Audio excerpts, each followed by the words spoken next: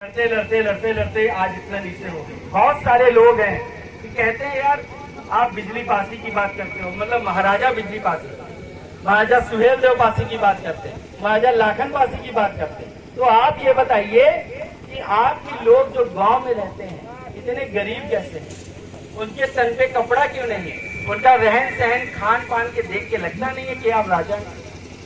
तो बात वो सही कहते हैं, क्योंकि आपको मालूम होना चाहिए कि 1857 का जो विद्रोह हुआ था उसके बाद 1871 में एक काला कानून लगा जिसको कहा गया क्रिमिनल ट्राइब एक्ट। जिसको कहा गया क्रिमिनल ट्राइब एक्ट, ये अंग्रेजों ने 250 से भी अधिक जातियों के ऊपर लगाया। और उस कानून में ये होता था, जो ये बच्चा खड़ा है लाल टी शर्ट में, शायद 4 साल के आसपास का होगा, इतने बड़े बच्चे का भी 10 उंगलियों का निशान ले लिया जाता था। और अगर मैं अपने लखनऊ से आपके बाराबंकी में आया हूँ तो आपके चौकी खाने में जाके मुझे बताना पड़ता था कि मेरा नाम ये है, ये वल्दियत है, मैं यहाँ का निवासी हूँ और इतने दिन यहाँ ठहरूंगा। तो और हर महीने एक पेशी लगाई जाती थी जहाँ पे साइन करने के लिए, अंगूठा लगाने के लिए बुलाया जाता था। तो गांव में लंबी लंबी लाइनें लगती थी। तो जब इतना बहिष्कृत किया गया, शिक्षा के अधिकार से दूर कर दिया गया, जो आपकी जमीनें थी वो जब्त कर ली गई, तो आप कहाँ राजा महाराजा रह जाओगे?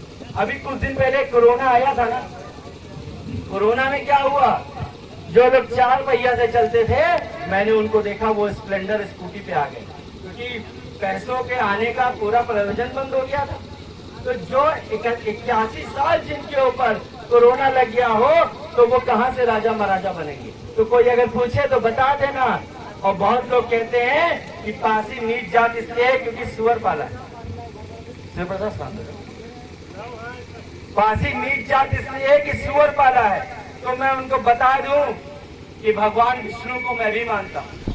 तो भगवान विष्णु का चौथा अवतार वराह का है। सुअर को संस्कृत में वराह कहते हैं। और अगर भगवान विष्णु अगर वराह का अवतार लेके शूद्र नहीं हुए, अछूत नहीं हुए, तो हम सुअर को पालने वाले कैसे शूद्र अछूत हो गए? हमने तो भगवान को स्वयं पालने का काम किया।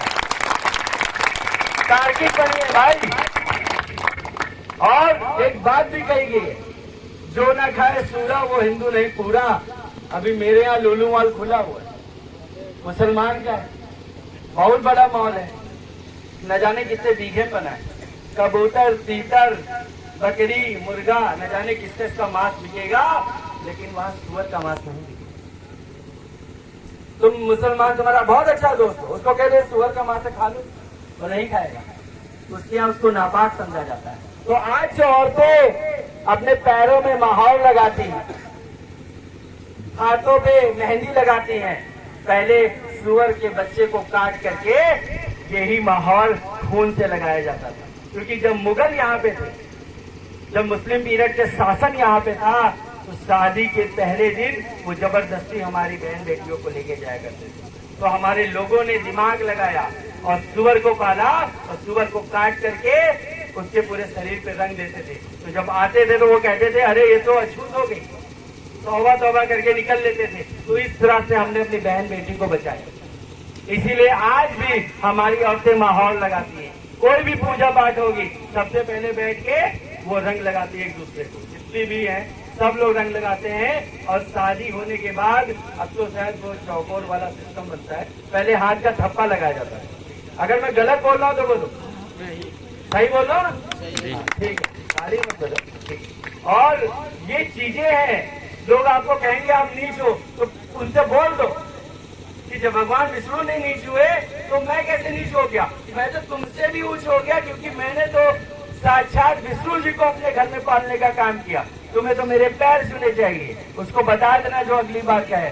कोई भी नीच नहीं है, चाहे वो किसी भी जात का हो, किसी भी समुदाय का हो, कोई भी नीच नहीं है, सब एक समान है। हम सब भारतवासी सब एक समान है। तो आगे से याद रहे, कभी अपने आप को नीच मत समझना। गरीब होना अलग बात है, गरीब होना अलग बात है, किसी खेत में काम करना अलग बात है, लेकिन उसकी वजह से आप नीच नहीं हो। तो मैं आप लोगों से यही कामना करता हूँ कि अपने बच्चों को पढ़ाएं और खुद के दिमाग से निकाल दें कि आप छोटी जात के मनई हो। गांव में ये बहुत ज्यादा है। लोग सोचते हैं कि मैं छोटी जात का हूँ। अरे कौन सी जात लिखी है कि छोटी? बताइए। आज संविधान से